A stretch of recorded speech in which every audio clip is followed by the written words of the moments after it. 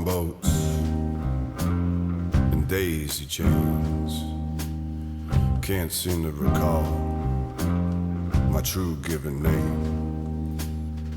I see my footprints, how they come, how they go. Was that yesterday or only a moment ago? My heart is gone. I've gone cold.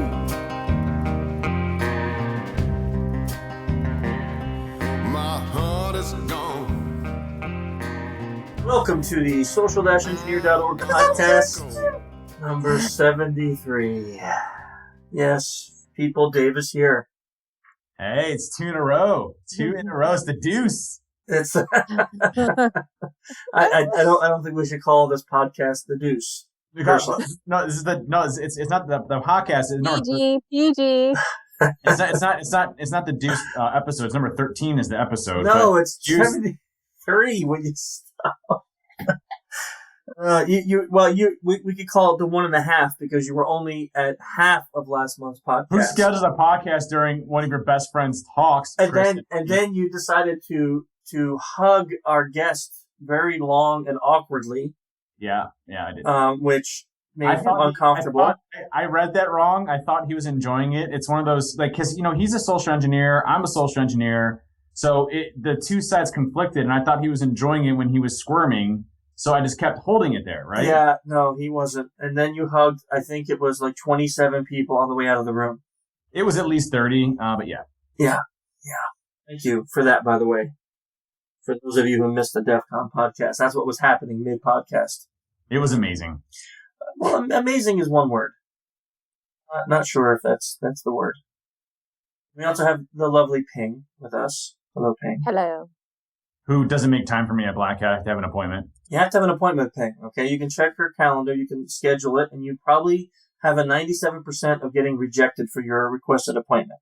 That would be 98.9% Sorry. Because it is Dave and he insists on playing Bruce Hornsby. I agree. Which enrages me and Michelle. I take offense to that because we've been in the podcast now for like at least 4 minutes and I haven't played Bruce Hornsby. Well, yeah, but you played it like for the 18 minutes while we tried to get the podcast set up. That was before the podcast started. And we also have the ever sultry Michelle. Yeah, that was something that I... Yeah, so you might have missed something that happened. No, you might have missed this at Black Hat Ping.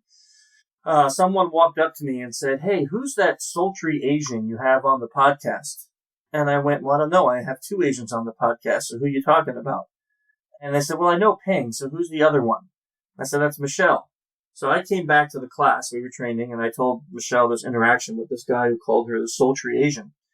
And that took off. Everyone in class started calling her the sultry Asian, which then Nick Hitchcock went and started a Twitter account impersonating me. Sultry Asian impersonating Michelle.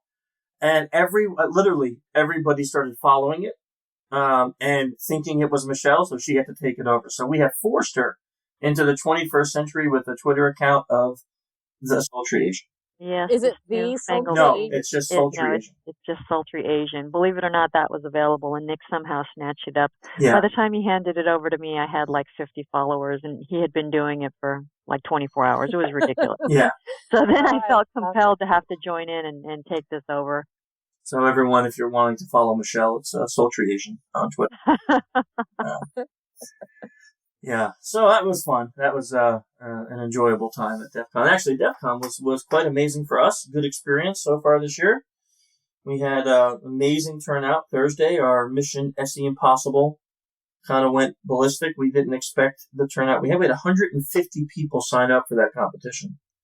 They don't have anything else to do pre-DEF CON. They all got to go there. It's awesome. It was awesome. It was great. It was a captive audience. It was great. It was. We got some great suggestions for next year, so we're already working on making Mission SE Impossible even better for next year, which is going to be great. The SECTF, as usual, just totally filled the room. It was really, really ridiculous. I mean, how awesome it was to... We had a line from our room out to the elevators. Oh, it was amazing. Yeah, it was really ridiculous, huh? I mean, we had a 3,000 square foot room this year. It was still packed and full. I know we did speeches last year, but this was like we were really organized, and we had like an official track, and everything was recorded, and we had time slots, and it was really cool. And we had Dave, you gave a speech, and we had 10. We had 10 speeches planned for the room. Only one couldn't complete because she couldn't get her final visa from China, so she wasn't able to make it in the country, which was unfortunate. And we had 10 speeches planned for the room. Where can people see the speeches? So they will be on the DEF CON DVD because they were actually officially recorded by the DEF CON video folks. Source of knowledge. Source of knowledge. Thank you very much. We had our video goddess, is what we called her, in the room because she literally sat there like for 5 or 6 hours plus per day and just recorded all of our ridiculousness. And I don't know, can you tell me, do they get released online at some point, or are they just all on the DVD?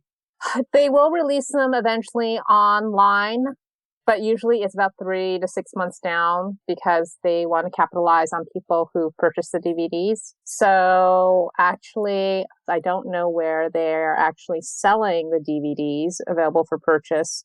Yeah, but they're not for sale yet, are they? They are for sale. If you go to defcononline.com, then you can buy this year's as well as past versions of the recordings, either streaming or if you want a USB or a DVD. Get that, folks. defcononline.com. I just learned something new from Ping. There we are. And you can also access the link from defcon.org. I am truly shocked. That's pretty awesome. It's been going on for years. Well, it's one of those things where we don't really pay attention, I guess. But no, it's great. It's great. So that was DEF CON. Our podcast was quite great, except for Dave hugging the guest, who was highly uncomfortable with that, and running out of the room while hugging, I think, at least 27 to 30 people on the way out. But the podcast was pretty awesome besides that. Yes. Is the podcast available from your website already? It is, amazingly enough. We literally, I'm actually pretty proud of this. Okay, normally we release the podcast every second Monday. And the second Monday was a day we were flying home, and I was able to edit it, clean it up, and normalize it and get it uploaded all during my flights home. That was a good use of your time. It was a great use of my time. So I got it up there. So it's episode 72. It's on the site. Of course, it's in iTunes and all your other Android downloading RSS feeds and all that stuff, so you can get it anywhere. But it is there. If you weren't able to make it, you can join in the fun by listening in. Let's see, Michelle. Now we have to talk about the billions of things that are coming up in the next couple months. Like, for instance, DerbyCon. Dave. Yeah. Dave's gone. DerbyCon! Okay. Yeah, it's in like 3 weeks, man. I'm excited. 3 weeks. Isn't that crazy? And, yeah. Of course, I've been up to like 2 a.m. and Aaron up to 2 a.m. and the whole team, like just getting everything ready and prepared. But we are pretty close to being ready to go. It's going to be amazing. And I put you in the last speaker slot on Monday, which we don't have any talks going on Monday at all. So it's going to be perfect. What a friend. You're the best, Dave. I mean, as a matter of fact, no one will be at the hotel because it's closed. It's closed on Monday. We don't even have an agreement in place for you to actually give your talk in the room. You're just going to be there with a bunch of like another conference. It's going to be like a geriatric conference or something. Wait. Arm conference that is talking about. He's canceled. Everyone just go see Chris speak on Monday. Yeah. I'm not ripping on prosthetic arms in any way, shape, or form. I was just saying a different type of conference that's the exact opposite of what security would be. So that's hopefully no one took offense to that. Oh, everyone's offended. Everyone with a prosthetic arm is offended right now. And they also all hate Bruce Hornsby. Why would you even go and say that? It's not like... It is. It's a study that was actually done. People with prosthetics hate Bruce Hornsby.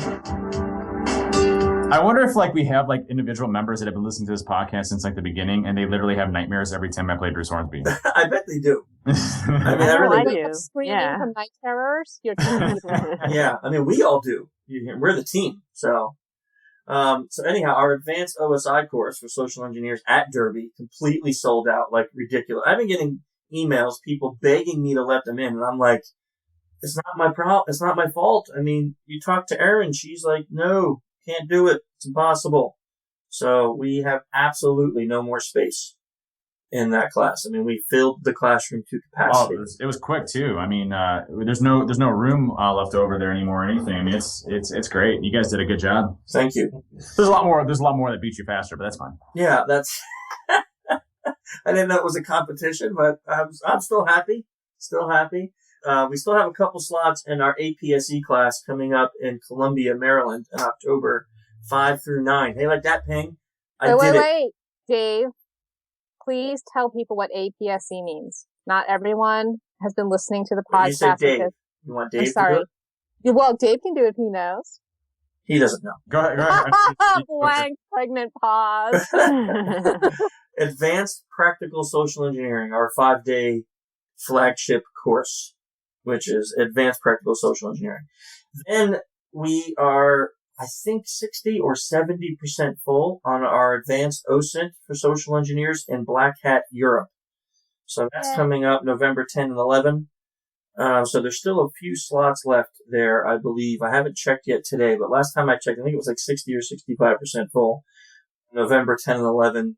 And then there's one more. There is an advanced OSI course, OSINT course for social engineers in Austin, Texas, with an ISSA chapter in conjunction with them.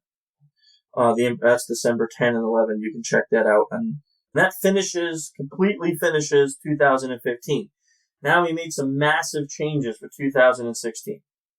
Well, I think they're massive. It's a pregnant pause again, right? Yeah. Well, like Michelle's holding her tongue. I started to think, how massive are they? But I thought Dave was going to hit the Bruce Hornsby button. I messed up and I closed the YouTube window out when I was doing it. Awesome. So well, here's why I think it's massive. Every year we've done 4. It's too late now. It's too late.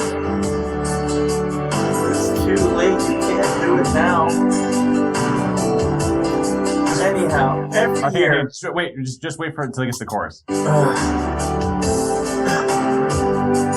Actually, the course is pretty long. Okay. So every year we've done 4 APSE courses. And this year we decided, because last year was pretty brutal with Michelle and I's travel, that we are reducing that to 3. So number 1 is in Orlando, Florida, February 1 through 5, so 2016. Then our second course will be in the UK in May, and I will announce those dates later as soon as they're solidified. And then our third course, if we don't get accepted to Black Hat, which I can't imagine we wouldn't, but we can't say that yet. But if we don't get accepted to Black Hat, we'll be somewhere on the West Coast in the summer. And those are the only 3 APSE courses that we're doing publicly. Now, there may be some private courses, of course, but those are the only 3. So if you want in on one of those, you better get in. If you're in the U.S., you better get into either Black Hat, which this year sold out in like 2 weeks, or the one in Orlando, which is filling up now. Also, in Orlando, we're doing an OSINT course, so that's the other thing that's changing this year. We're doing 3 public OSINT courses, and one will be in Orlando, also in February, 16 and 17, and one will be, we hope, at Derby if they accept us again next year. And pregnant pause, yeah. Pregnant pause. I didn't wait for that to get rejected yet. And then another one will be somewhere in Texas, probably the Dallas area, in the fall. And again, we'll announce that exact date. Then for the big change, this was the big one. We finally launched our master's level social engineering course. And I would love to spend the whole hour here talking about that course because I'm really excited about it. But that is February 29th through March 4. It's only available to previous APSE students. And it is only available to the first 12. So there's not even a sign up on the page. There's information on the page about what that course is, but it's already, I think, 70% full, and we just launched it this week. So, our training schedule has changed drastically for this year. So we're letting people know, to really be aware if you want in. You can't call me last minute and beg because we have some serious limitations this year for our training schedule. All that's on the social-engineer.com site, so you can check that out. Okay, and believe it or not, we're already working on DEF CON 24, which is a little bit crazy for me and the team. That is pretty crazy. It is. It is. We're already working on the plans for that. When DerbyCon ends, like I had this like mental block that I have to not work on anything DerbyCon related until the next year because it hurts my head. So that's impressive, man. How do you do it though? And then the January starts and it's like rush city. It's not rush, but I mean, there's certain things you have to get done, right? Like you have to get a meeting together and get all the Motley crew together and say, hey, you know, what's our theme for this year? What are we doing? You know, what's the plans? You know, and you know, get the QR code system up and get the sponsorship packages up and update everything. It's a lot, but I mean, it's not. That's kind of like the fun part. The pain is like the last month, the last 2 months, I would say, is the pain. Yeah, and right in the middle of that is DEF CON and Black Hat. Yeah, and then as soon as you get a month behind, like everybody and their mother sends me. I've gotten at least 2,000 emails from people like, "Hey, I lost my QR code," or "Hey, can I get 2 people in with a QR code? Hey, can I do this? Hey, can a speaker get an extra?" Like, you know, it's nonstop. Like, you know, the begging. And you know what that says? It means they didn't have to think about it until just now. Man. Speaking from long experience. Exactly. That has got to be really irritating. You know, I don't mind responding or anything like that. It's not a problem. You know, it's a lot. You know, it's a lot of things that happen during a given time. You know how like DEF CON does it, right? Like they just don't have pre-reg, so they don't have to deal with all of that. Yeah, DEF CON, you just walk up, right? But the problem with that is no planning. Can't figure it out. It's a circus. Exactly. It's a circus, right? So it's one of those things where I couldn't fit 20,000 people at DerbyCon, nor would I want to. So, you know, if 20,000 people showed up, what do you do for a space that really can only hold about 2,000? You know, it's like, uh-oh. Yeah. Yeah, so you kind of need to know. Plus, all the things you guys plan are kind of dependent on knowing that you get your 2,000 or 2,500 or whatever your number is. Yeah, exactly. Well, that is it's not even 2016, and we already have stuff. I don't know how you're doing, Dave, but already have stuff planned like halfway through 2016. Yeah, and by the way, congratulations on sponsoring DerbyCon, man. Oh, thanks, man. Yeah, we're really excited about that. Second year doing that. Really excited. We got some cool things planned this year with Derby. We're going to bring back our Beat the Polygraph Challenge, which we're really excited about. That was funny last year. A lot of people, remember that and thought it was a lot of fun. I remember the questions they asked. Like one of them was like, the one that I remember the most was like, have you ever thought about, you know, someone else's wife? Of course, my wife and all of my friends and all of their wives are sitting right next to me as I'm getting asked this question. And I'm like, dear God, please let me pass this one. If something goes wrong, you know, I'm never going to hear the end of this. And of course I passed. I have a clean mind. But you know, the one you didn't pass was the last question, which, do you like DEF CON better than DerbyCon? So that just shows you alone that it's rigged. It's so rigged. But you know what? That's not a fair question either, because when Dave is at Derby, he's the organizer, and of course it. Don't stick up for him, Ping. Don't stick up for him. But he's definitely attending. You know, Pink, that is a very good point to the fact. And plus, you know, I did grow up with DEF CON, you know, so maybe subliminally I do, you know, but it's different because I'm organizing DerbyCon. I don't really see it as me attending it, you know. Of course, my bias and my favorite is going to be DerbyCon. Ping, you're just like it. You had a chance. You had a chance to take him out. We need him alive. This is his. That's true. That is true. It's like the valuable hostage situation. We need him alive. That is true. We do need Dave. We do. Ping's got my back. Amazing as it is, we do need Dave. So this month, what we have done every year for the past, I think, 2 or 3 years, is we've had the winner of the SECTF on. So this year we're changing it up a little. Not only are we having the winner, but we're having the second place winner. We're having them both on at the same time. Now, another couple things that occurred this year is this was the 3rd year that a woman has taken first place in the SECTF. So, guys, listen, next year we need you to step up because some of our male callers are excellent, but your reporting skills stink, and that's where you're losing.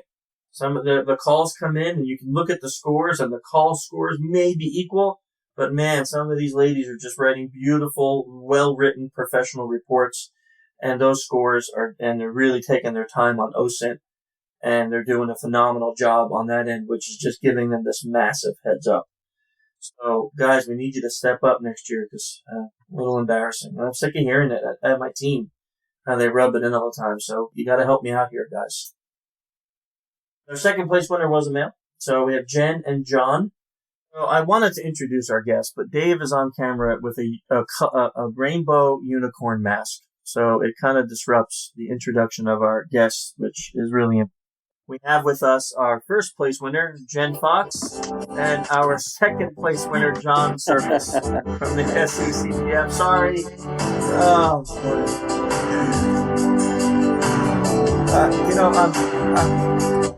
I am sorry. I am sorry, Ping. I can hear your teeth grinding from Seattle.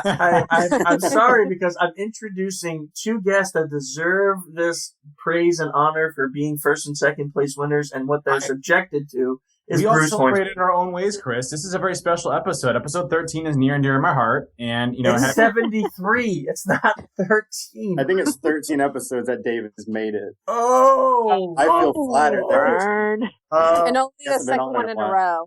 I like John so much. wow. John didn't win. His wife did. Why is he even on the podcast? No, John. Why does he get to be on the podcast? No, John is the second place winner. Jen is the first place. He didn't win. Reserve champion. Be nice. And they're not married, by the way. Sorry. Jen is not married to John. Didn't mean to insinuate that, but he came in second place. I think we should have the first place winner on here. Oh, We do John, have the first place John, winner. you've got to say, just jump in there, man. I'm sorry, I was busy eating barbecue chicken pizza the correct way. Oh, man. I love this guy. I love him. I love him. Listen, keep threatening me, and we're just going to hear Donald Trump say China over and over again. Dave, I'm a big fan. You too, man. You too. I appreciate it. You don't even know who he is. We're still going to Donald Trump say China. China. By the way, China. Okay, go ahead. Sorry, go ahead. by the way, China. I'm so sorry, guys. We only let him out of the cage once in a while, and this is what happens. You go over to China. No, Chris. They only let him out from underneath that mask every once in a while. Yeah. That's why he's so obnoxious, because it's like this hot, heavy rubber latex thing over his face all day long. I also do full body latex as well on top of that. So PG, our podcast is, remember, children. But I wear clothes on top of it. I'm not saying that I'm underneath. I like the latex feature. That's all I'm saying. Okay? Okay.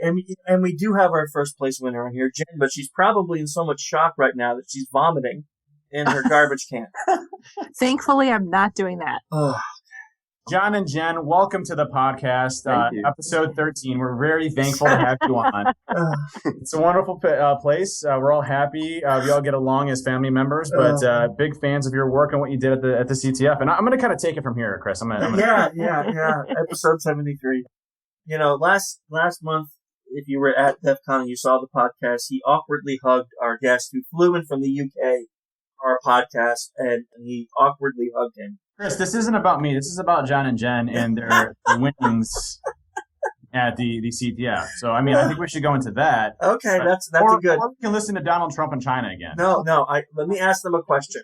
Let me ask them a question. So, when we start the SECTF, the first thing you have to do besides apply is you have to send a video in. Now, I'm just curious, John. Let me just ask you this, because you had probably one of the most unique videos that we ever saw. So that was probably my 6th time being defibrillated for like a heart arrhythmia.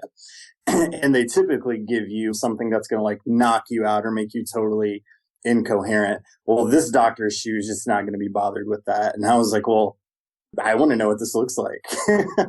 So I gave one of the nurses my phone, and I was like, just record this, because I just feel like it's going to be pretty rad. And they did. And I would show this to people, and they were just like horrified. I have friends that are doctors and physicians, and they were like, that's not how they're supposed to do that.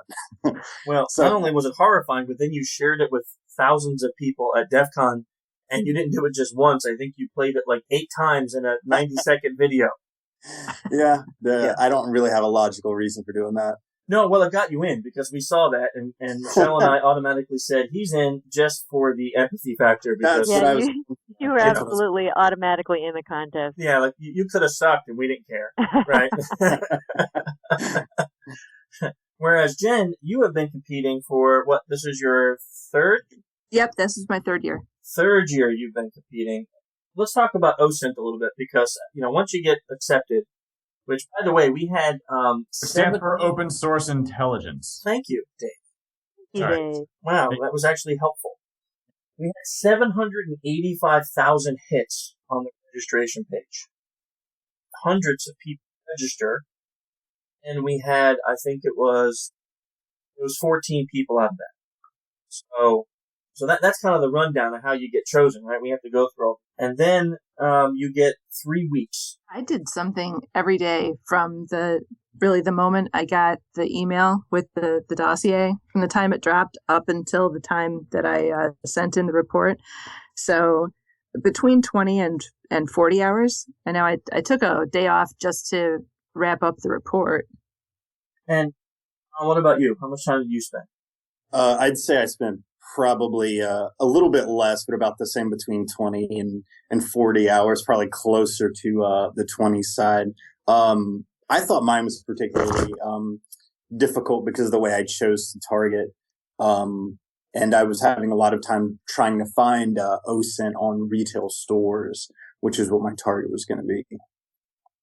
What were the, Jen, let me ask you this. What was the number one tool that you say you got to use in your... Aside from Chris. Probably Yelp, because people will post all kinds of stuff on Yelp, and I was able to get names of specific employees, and also wget, just being able to pull from the website PDF, PowerPoint, Word documents, things like that, being able to specify file types and just do a wget and dump all that to a directory. Excellent.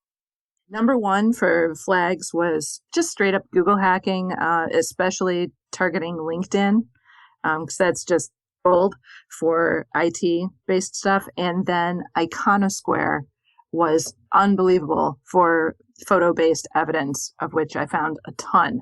21% of my flag evidence was from Iconosquare and other photo sharing sites. Wow. Right. Plus the whole appendix that I added to the report of all badge photos, which was ridiculous. So now tell us about Iconosquare. Is that a site where people have to upload to it, or does it aggregate those pictures from all over the web and put them in one place? It aggregates pictures from Instagram. So, yeah, it's pretty neat. You can actually just type in a search term, say Sears as a company name, and then it'll show you accounts that start with that character string or hashtags that start with that character string. And then you just kind of go from there, and all kinds of stuff. Dave, really? What? You're, like, during the podcast, you're tweeting. This isn't about me. This isn't about us. This is about them. Okay, I'm sorry, guys. Dave's just... he just tweeted that I'm disruptive during the podcast and we can't get anything done. Don't laugh at him, John. This is what causes it. Okay.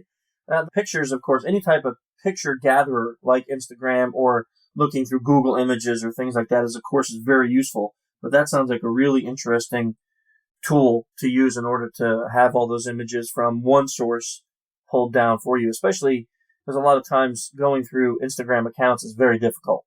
Mm-hmm. Yeah, and this actually helped me kind of tune in on who the people were, the super sharers on Instagram, and Replace has somebody that posts on Instagram all the time, and it's helped me find them. Well, then it comes to the reporting. Now you have all this data, and you guys spent 20, 30, maybe more hours on collecting data. So I imagine if you're anything like us with that much time put in, you have just an unbelievable amount of information now to utilize.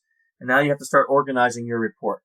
So rate yourself, Jen. How would you say how did you feel your report was? I thought my report was really good. I would have liked to have made it better. So I thought that I could have put more in if I could have just kept going on it. But I'd give it an A-. And what about you, John? How would you rate your report? Terrible.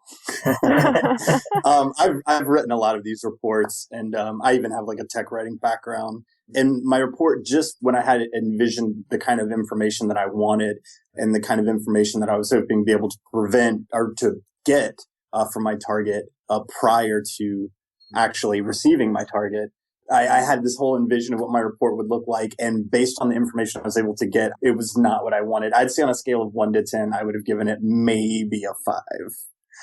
And I would just say that's a little generous. Yeah. To be completely Are you honest. comfortable now, John? Yeah. No. I mean, it was really like the report was just absolutely awful.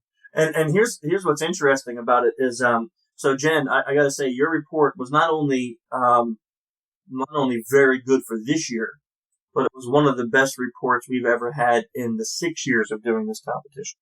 Thank you. And there was a multiple factors to that. First, it was very neat and clean. Like your report was just really easy to read and really easy to digest. So even though it was long, it was something that if it was given to a business, a professional, they would have had no problem digesting the information. It was very good for that. But it was also really pretty. So besides being neat and clean and easy, it was also an attractive report, which does appeal to the reader, especially if you're giving it to a client, let's say, and you have some executives that don't want the 40 pages of information. They want just a summary. You made it very attractive, so it was easy to read. A really, really good job on that, by the way. Thank you. I had 2 goals in mind as I was writing the report. One, I wanted to make it really easy for you guys to award me points. And so I wanted to make it easy for you to find all the stuff.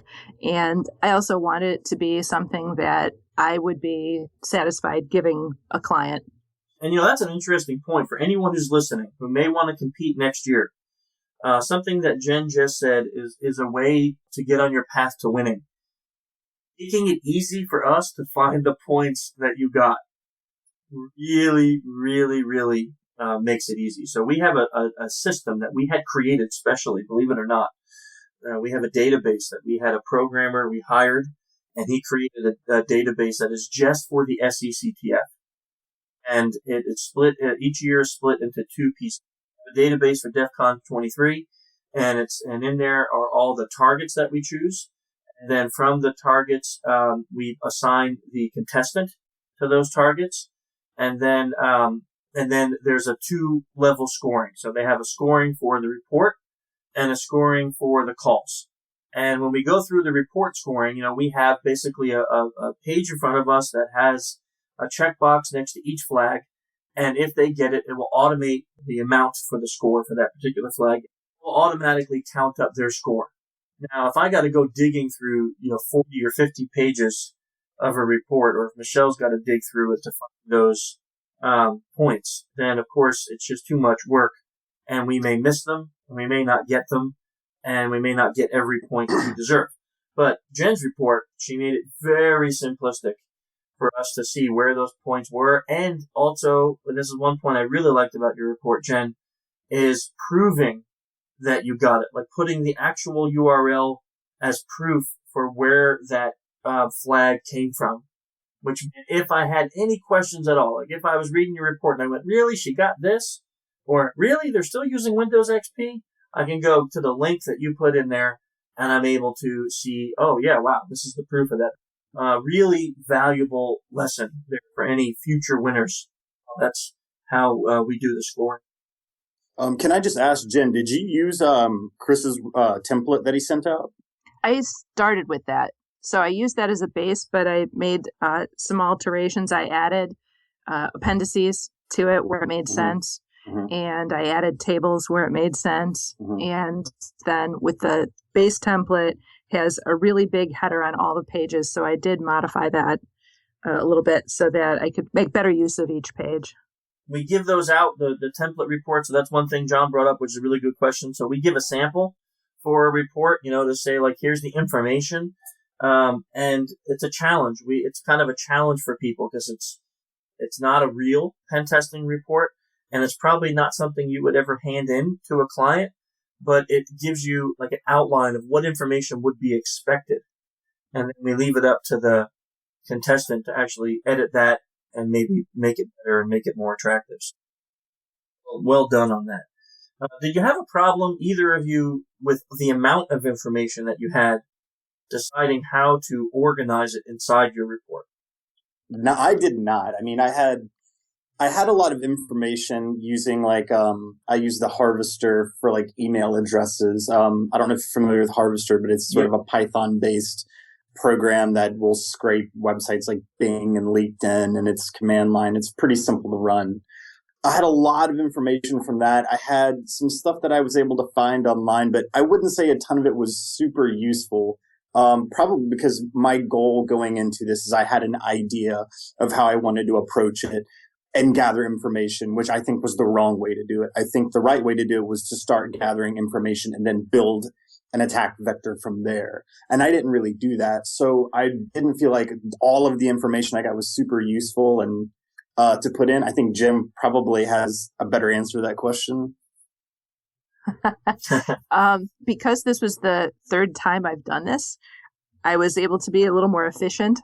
So this year compared to the first time I did this, there were certain things when I found a piece of flag evidence, I put that right into my table in the report. So I tried as I found the answers and the corroborating links, I tried to just populate that in as I went, which made it a lot easier. And then for the other parts, I just keep a separate document and just sort of keep things in there as I go. And then the analysis part usually takes a little bit of time. And I found much more than what I actually put in the report. There were way more pictures that were interesting.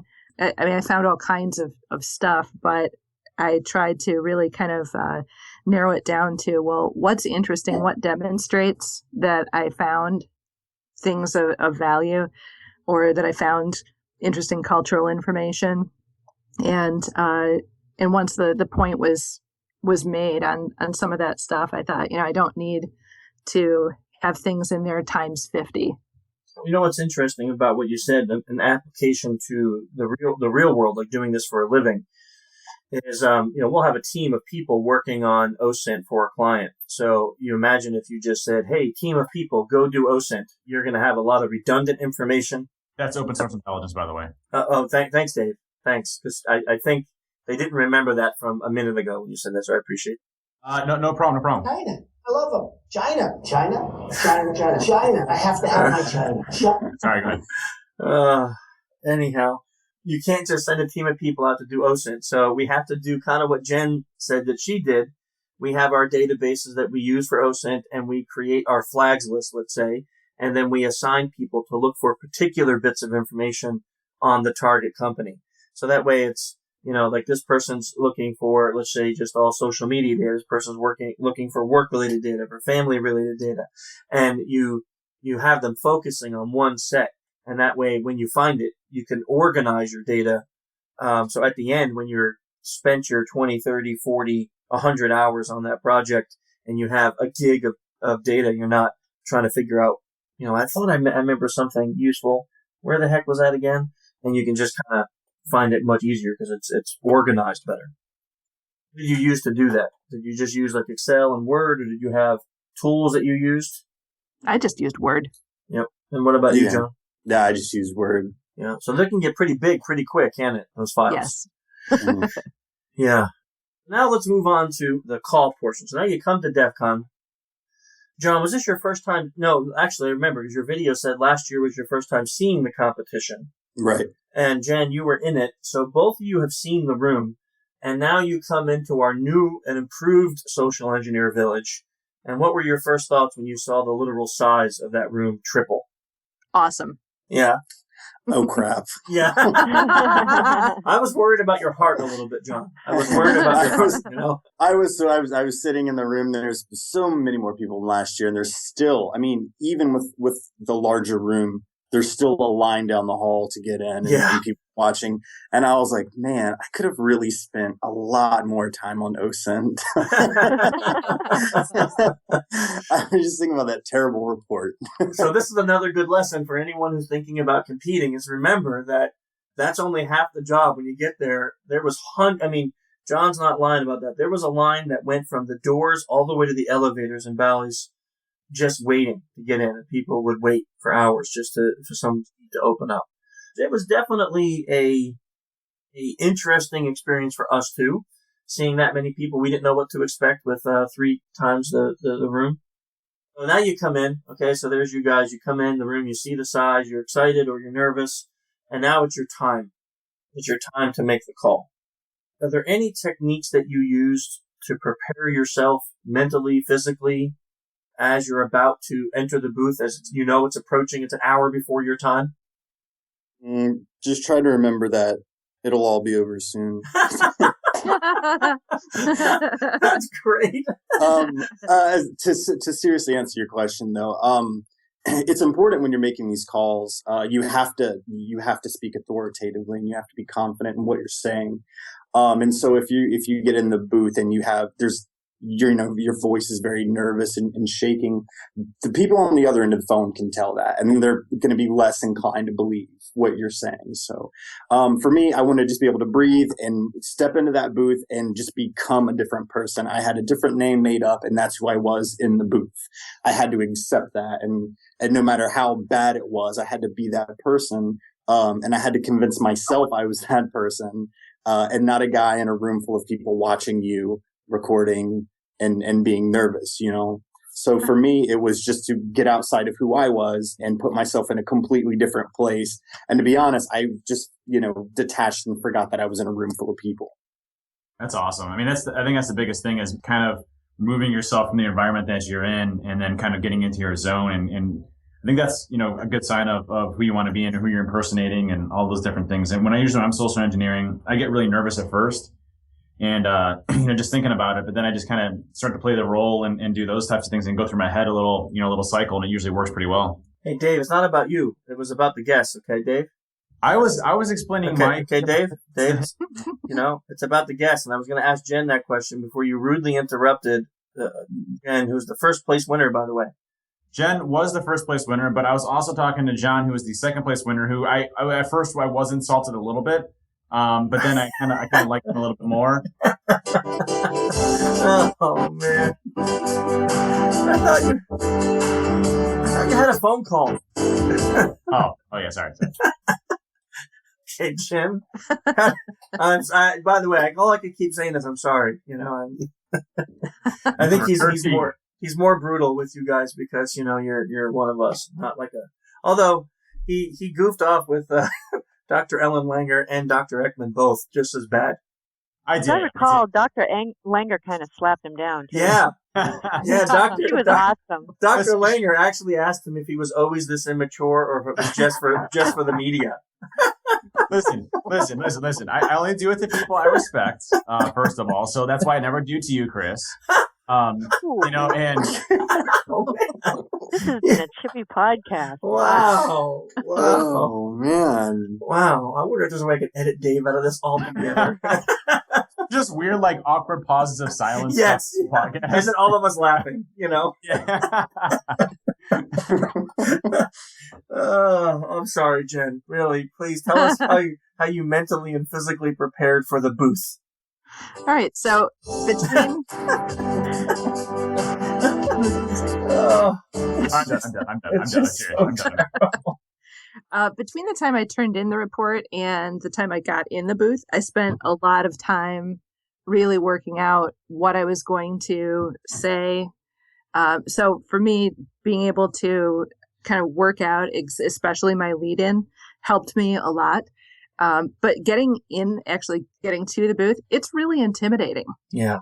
It's very, very intimidating. And for me, once I get in the booth, I press my back against the chair and I focus on that, and I take, a deep breath and just kind of get myself, focused and together, and then I'm good. And actually, once I started rolling, I really wasn't much aware of what was going on out in the room at all, because I was focused on my task at hand and really getting through. I was very aware of the time, because the time goes so fast.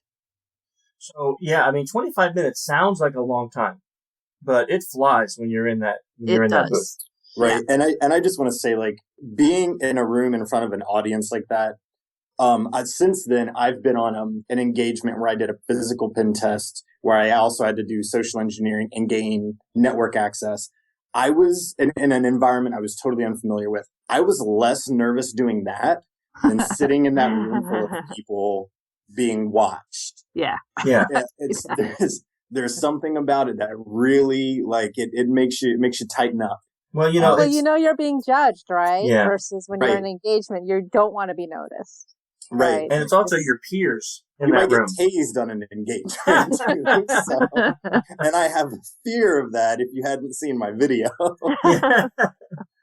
And this was the first year also that our booth was up on a stage. Mm-hmm. So, you know that, Jen, personally. So That's before, intimidating. I mean, yeah, and this was the first year that we had cameras in the booth with Yes. dual projectors. Yes. So everyone can see every ounce of stress and fear on your face while you're making all these calls.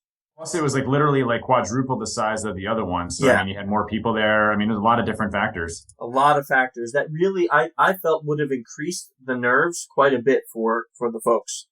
And maybe it did, but it didn't reflect that in the quality of the calls. So, all of those factors I thought would be something where we would maybe see a little bit more failure because of the nervousness of adding all those things together. But that didn't seem to affect overall the calls that we had done this year. So interesting that you both took time to kind of mentally prepare, get yourselves ready, which is also another interesting correlation between that and the real world. Obviously, we don't ever do these type of things in front of a large crowd like you guys did, but it still takes that time to mentally prepare, get into the pretext, get into the role, make sure what we're going to say is in our head straight so we don't blurt out a wrong fact or something like that during the call and the engagement and kind of slip us up. Jen, just out of curiosity, since this is your third year competing, how was this year different for you from past years? Clearly you blew it out of the water this year. So was it just a matter of having been through the grind a couple times and knowing what to expect, or did you do something different and special this year?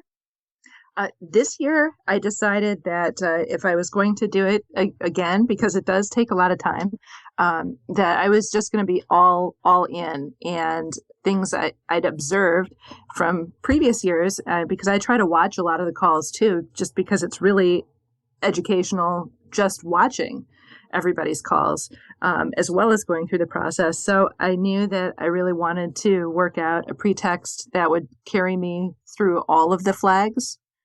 And so I was much more focused on that this year than I had been in previous years. And I would say I spent a lot more time working on just my script. What order would I ask the questions? What phrasing would I use when I asked those questions?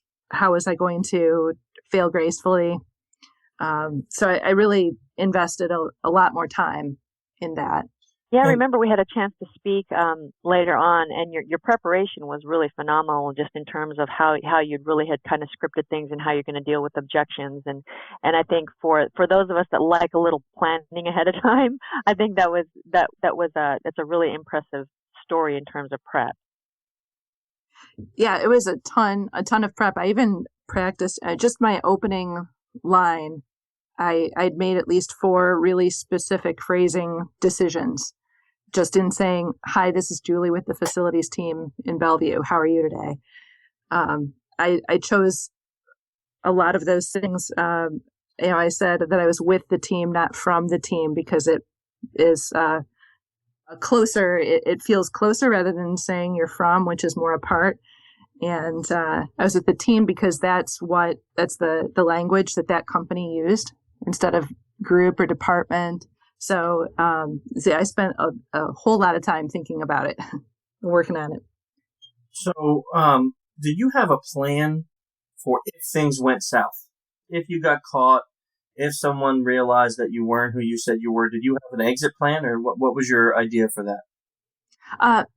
My main one, and we saw it a little bit in my first call, where the fella finally said, "Hey, I'm not supposed to." Someone just told me I'm not supposed to give this information over the phone. I just thanked him for his time and let him go. Said that I understood, where I might have normally tried to push back a little bit or something. after he pushed once and I gave him the, hey, this is what we're doing. No, I'm just checking on our suppliers and I need some answers from you. But when he pushed it again, I just decided to let him go again because the clock was running and you can chew up a lot of time fooling around with stuff like that. And John, what about you? Was there a method that you had in mind for if you got caught or if you got called out? My method would have been hang up and call the next number.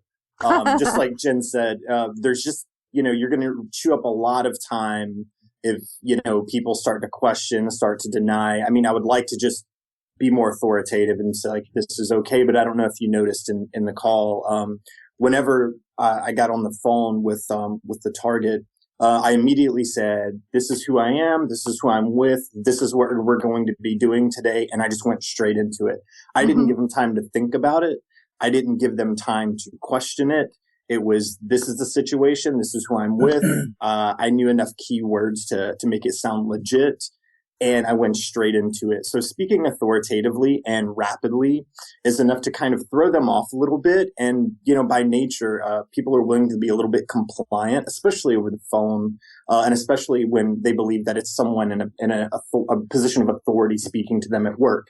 They want to be helpful. And it just sounds like something someone's going to run through real quick and you're going to be done. And to them, that's all it was. Oh, I was just curious, John, this was your first time participating. You obviously did really, really well. So what is your takeaway from the contest? Or if you decide to enter again next year, what would you do differently? I'm not sure that I would alter my approach if I had the same target, if it was the same way. My approach essentially was basically being able to find someone in like customer service, customer support. These are typically tier 1 employees. They're not very technical. They deal with, probably hundreds of phone calls a day. They're not paid enough to really care about who's on the phone talking to them. And I definitely got that impression with the people I was talking to. They were just like, yeah, okay, whatever.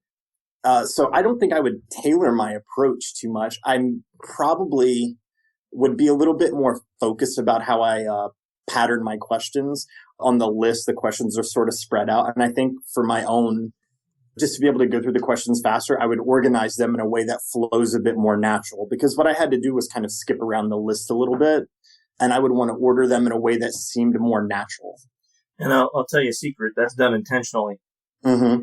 Because many people will just follow the flag list, which makes your pretext way more difficult. And those who succeed always reorganize it, like you did, like Jen did, into a pattern that makes more sense for your pretext. Right. And I noticed a couple of the contestants that were calling, they were going straight down the list. Yeah. And whenever they would get to a question that was just totally made no sense, they tried to make it like it was small talk. And one, it totally disrupts the cadence and the flow of the conversation. And two, like, people don't want to make small talk with you, man. They want to get off the phone and get their job done. Right. And that's why you'll notice, like, sometimes just the line going dead, I think. Well, I picked out two things from what you and Jen both said with the last question on that I think are really valuable lessons. And first, both you identified this, but then said you couldn't do it because of the time factor, which I really do appreciate. And that is sticking to your pretext. Now, normally, we promote that heavily when it comes to our trainings and things like that, like always staying within your pretext and not losing it. But I thought it was valuable that you guys decided that, hey, that's a great plan. I'd love to do that in real life. But because I got 25 minutes, I'm not going to be argumentative. If you kick back, I'm hanging up and moving on. Mm-hmm. And I think that's a really valuable lesson for any future competitor because, you can debate with people, maybe get them, to comply eventually. But after 30, 60 seconds of trying, if it's not going to succeed, I agree with you. It's best to say, thanks, have a great day. I'll call your manager or talk to someone else. Thanks, bye.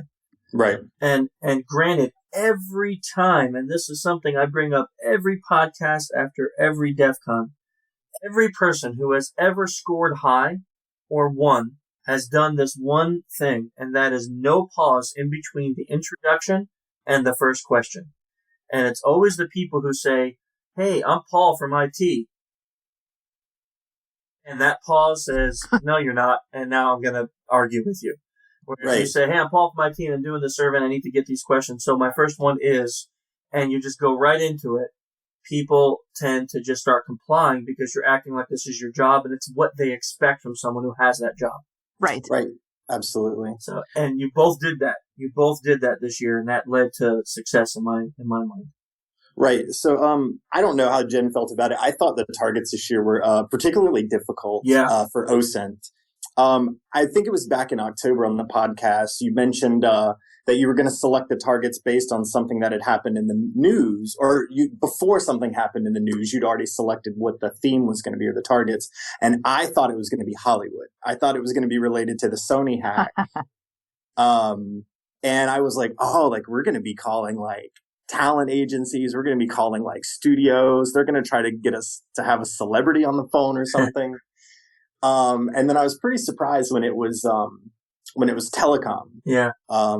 And it's for me, it was tough because I wanted to call just the individual stores, and I just really had a hard time finding specific OSINT on those franchises. But Jen did like a fantastic job.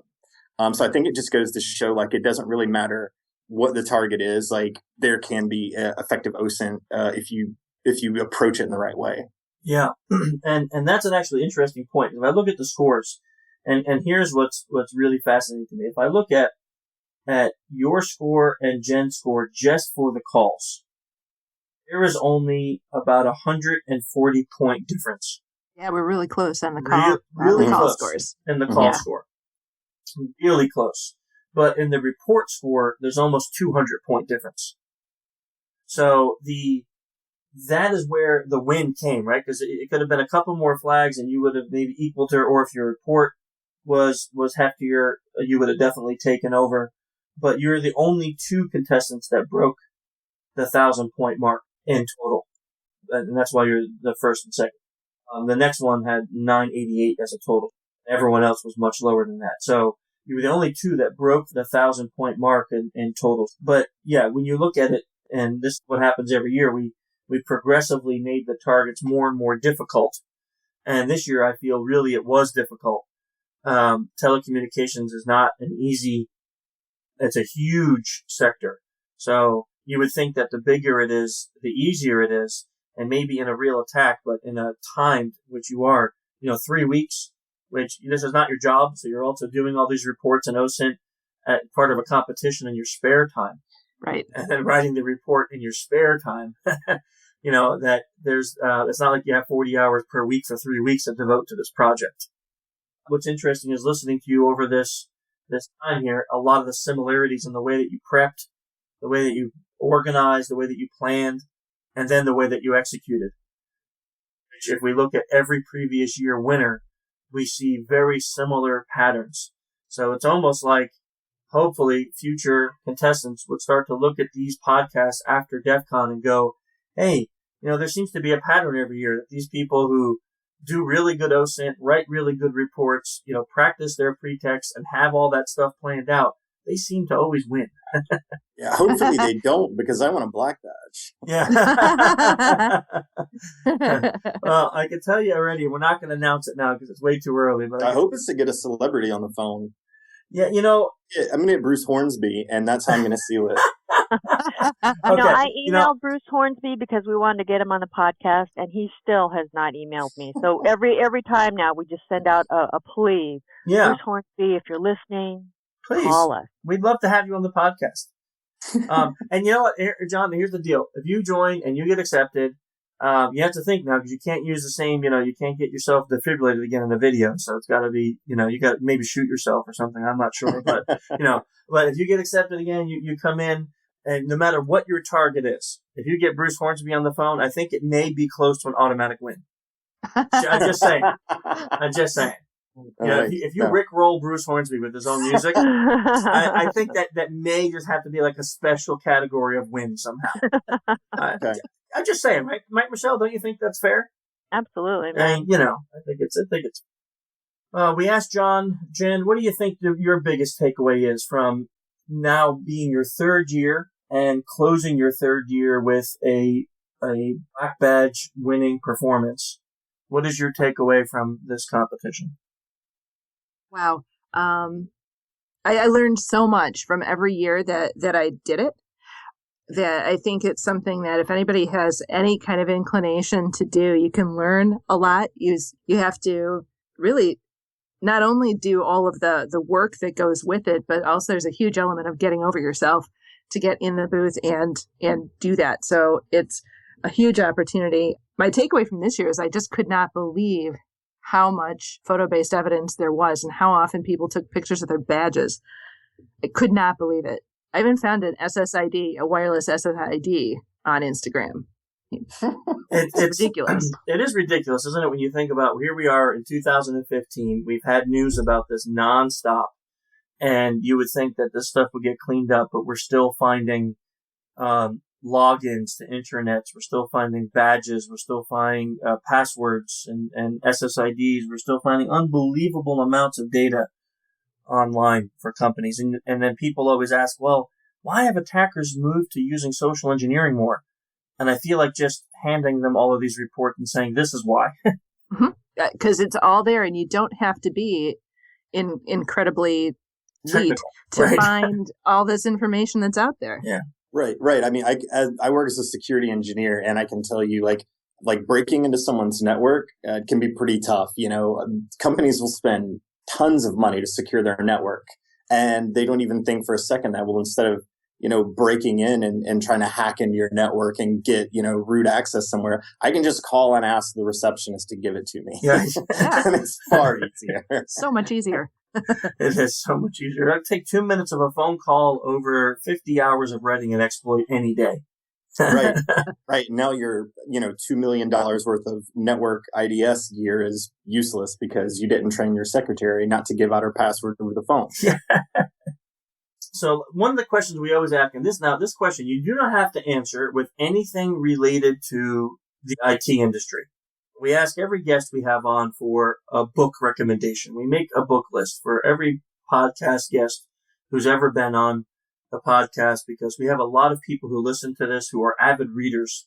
And we started this, back in podcast number 3, I think, asking every guest for a book recommendation. And then eventually we get around to adding them to our book list. So let's start with you, Jen. Do you have one recommendation for a book that you would say you enjoyed the most over this year? Oh, wow. Put you on the spot with that. Yeah, of course. that one book I really like, and it's probably already on your list, is Robin Dreek's book. Oh, yeah. It's Not All About Me. I just think that one is, it's great. It's really informative. It's really practical, and it's like really short, like bits, just little bite-sized things you can kind of work through, and you can observe, you can try. So I really like his book a lot. Yeah, that book is phenomenal. Actually, we do have that on all of our reading lists. We recommend it in our courses. We use it personally. It's one of those little tiny books that you can read in like one plane trip, but then you can also just take a section and apply it. Yep. Yeah, I love that book also. How about you, John?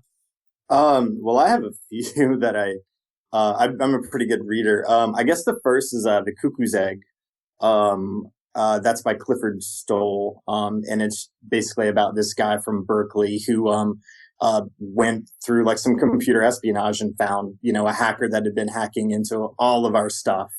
But it really just shows like how far down the rabbit hole you can go when you start looking into like network IDS and stuff like that. And it's just you don't have to be a tech savvy to understand what's going on. It's written pretty well. And this takes place, I think it's in, the early to late 80s. And I guess probably another one would be called Mining the Social Web. And it's just all about how you can use data mining for like social media to find out and connect information. And so this is definitely for people who are a little bit more comfortable writing like Python. But if you are comfortable in learning that or getting to do that, you can pull some really great data. And I just picked up this book and I've been working through it. Phenomenal. Great recommendations. Thanks, guys. We always ask this too, and this is really up to you. I don't ever make our winners do this because if you want to stay private, but if people want to follow you or interact with you, you have a particular either Twitter or website or something that people can go to, Jen? Yep. Twitter, I'm J_Fox, so not very mysterious. Or you can, hit me up on LinkedIn. But the path to getting me to accept LinkedIn invitations is including a note. Okay, good. So don't make it generic. Yes. Excellent. How about you, John? You can follow me on Twitter. It's @_Fernet_FERNET. Okay, excellent. We'll have both of those in the show notes as well. And congratulations to both of you guys, really, first and second place. Phenomenal job this year. Really great showing. Thank Really. you. Thanks You're so welcome. much for having us. It was a great time. And just one last plea. I mean, guys, we got to step it up next year. It's the third year in a row. The women are killing us. I'm gonna bring it home. Good luck. I'm gonna Good luck bring it with home. that, guys. Good luck with that. I The mean, only way gotta- the only way the men are going to win is if John can get Bruce Hornsby on the line. So I'm gonna dress in drag, and that's gonna be my. You know what I'm thinking of? I'm thinking of starting with a rule that if you're female, automatic 100-point deduction or something. No, Still no, win. I want Doesn't Andy. matter. I want it. Actually, they would have won this year even with that because there was like a 220. Dang it. Man, okay, I can't do that even. We would have lost. Ugh. Keep trying. Ugh. It's I'm killing giving me. Jen a distance fist bump right now. It's killing me every year, And I understand it. I mean, this is why more than half my company are women because they're just better at social engineering. But I thought maybe we would trade off. Volley. 1 year women, 1 year men, 1 year women. So we got to give you credit. You're representing for the third year in a row, women winning. And I don't know if you remember, Jen, in the beginning of all of this, it was like a struggle just to get women to join the competition. Yeah, I do remember that. For some reason, man, we were begging. We could barely get one woman to just join the competition. And now they have systematically dominated every year for half of the competition's life. So, Yeah, and something I would just like to tell people who are thinking about jumping in, you don't have to be super technical to do this well. You really just even doing like simple Google searches and finding out tools like that are available. You can read about this online, OSINT. You don't have to be super technical. I use Python and I use tools that are comfortable to me because that's what I use better. But you don't need to be like a pro at Maltego to put together a good OSINT report. And I hope that doesn't not at all. hold people back that are really interested in it. Just, apply, see if you can what kind of stuff that you can gather and give it a shot. You don't need to be, a computer hacker to do this. Yeah, I second that. A hearty second to that. What it's almost like is I could picture John in a cheerleader's outfit, a social engineer cheerleader's outfit. Oh, I would say next year if he's in the contest and he makes calls in a cheerleading outfit, that might be good for extra points That too. may be good for extra points because that was like the best sales pitch for new people joining up to the CTF ever. Did I just hear that Chris likes to picture people as a cheerleader? No, you didn't. You came back from a phone call. Now listen to this, guy. This is how unimportant you are to Dave. He went to go talk to a client or something in the middle of the podcast. Oh, I'm sorry, because I run a business and my kids' food depend on this. Chris. I run a business, and guess what? I put my employees on all the work while I'm here with Michelle taking 2 of my employees out of play, just because that's how important Jen and John are to me. All right, you might have got me there, but yeah, nothing. That's right. Wow, for once Dave is speechless. No, he's not. No. He was looking for the Hornsby link. Oh, guys. Well, all I can say is thank you. Epic podcast. And John and Jen, it was an awesome podcast. Thank you very much, guys. Thank you. And I'm a big fan as well for the work that you guys did out there, and really nice job. I mean, and congratulations on first and second place. That's really cool. Thank you so much. Thanks so much. Well deserved. We'll catch you next time. All right, thanks, guys. Appreciate you joining the anniversary special edition of the SE podcast number 13. So I really appreciate you guys. Baker's dozen. How was that an anniversary special? How was 13 an anniversary special? I mean, it doesn't even make sense. Hey, by the way, there's an individual on Twitter, Sultry Asian, said, "Please, can we get another vote for no hugs for Hornsby, please?" Yeah. Unfortunately, I think he or she is in for a very disappointing episode. This episode. Oh, why? That's me. That's me. Yeah, that's Michelle. And why? Because you're gonna buy your bot again? Why did you vote, Michelle? By the way, yeah, how's that your Twitter account? I didn't know. Because Nick started it. Did he miss the whole story? He doesn't pay attention. He doesn't pay attention. I mean, listen, that's the first time you've ever tweeted to me, first of all. So I'm supposed to always know these things, apparently. You don't even say it on the show closing notes. And then second, Anyway, so go ahead. I'm sorry. Go ahead. Jen and Jon, this is He's about on a tear. He's on a tear about Hornsby, man. And what I'm really doing is requesting another poll here. Yeah. Because this is becoming an important issue and a divisive one amongst the group. So All right, wait. This episode is supposed to be about Jen and Jon, so can we not say it's about us? John came in and specifically requested no Hornsby. Yeah. He did, John, and. All right, how about this? I will do the entire audience a favor. Well, this is not a favor for folks that enjoy my Bruce Hornsby, but the next episode that I'm on, I will not do Hornsby the entire time, and I will make sure it's the driest. I'll make sure it's the most funnest podcast without Hornsby. Yeah. But I will do one episode no Hornsby and see what happens. Okay, but get this, guys. He said the next episode he's on, which will probably episode like 173. No, why do you gotta go? That would So be like, I mean, it's just gonna be but so. But I also did say it was gonna be the next episode, right? Jen, Jon, thank you so much. It was a pleasure. Thanks, UC. I appreciate it. Sorry for the rudeness of Chris. I apologize, but thank you so much for coming on the podcast. And Thank we you, hope to Dave. see you guys next year. Seriously. We will be there. I'll be there for sure. Jen, are you going to be there? You gonna? Oh yeah. All right. Yeah, because it gets to be fun. All fun, no stress for me Yeah. next year.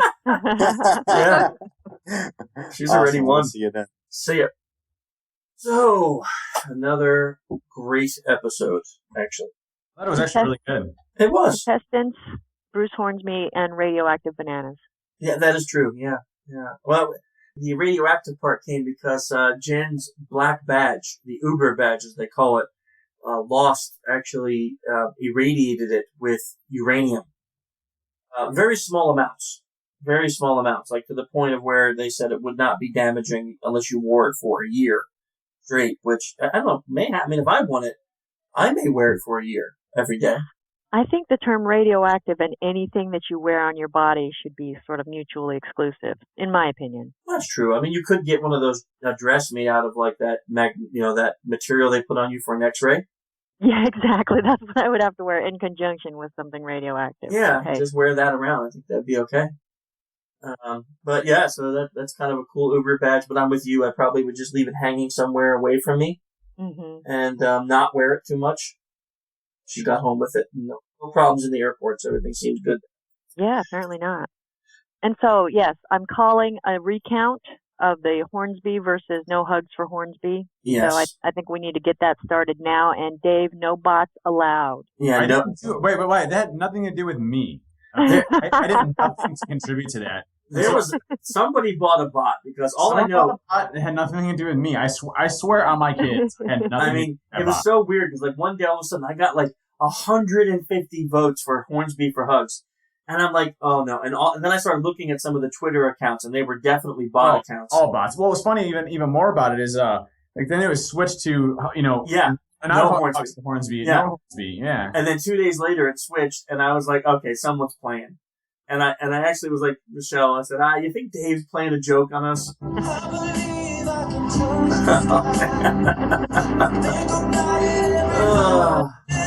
So, believe it or not, the intro and outro music is not Bruce Hornsby.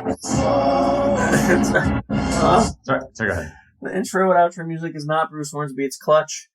So if you really like that song, Gone Cold, you can check them out at prorock.com. Clutch, best band on earth, so you can check those guys out. If you want to keep tuned with us, our Twitter is Social Engineer Inc. for the corporate Twitter, or Human Hacker for the .org. Hacking Dave. Hacking Dave for Dave's Twitter. That's Hacking Dave. You can follow us also on social-engineer.org and social-engineer.com. You have Michelle's Twitter, which is Sultry Asian, all one word. Then you have Ping, which is Valkyrie, VLKYRI. Yep. So we can follow Ping, although she had to drop off for a call, but we'll still promote her because we love her. If you're still on IRC, you can check us out on the irc.freenode.net network. Oh my gosh, Lord. Chris, you seriously just do that? It just happened. That just ruined the whole podcast for me. It didn't ruin the whole podcast. I'm going to cut this part out. No, you can't cut it out and make it look like you're perfect. You're not perfect. irc.freenode.net channel social-engineer. Oh boy, this has been a long, stressful podcast, but a very good one at that. episode 73. Until next time, see ya. Episode 13, see ya!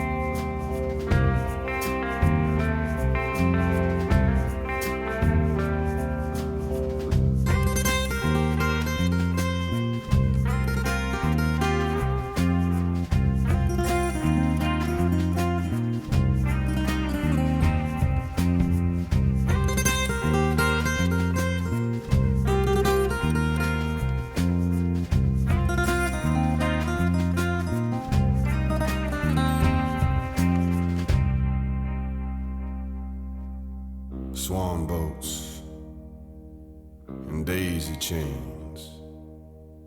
Can't seem to recall any given name. I see the footprints, how they come, how they go.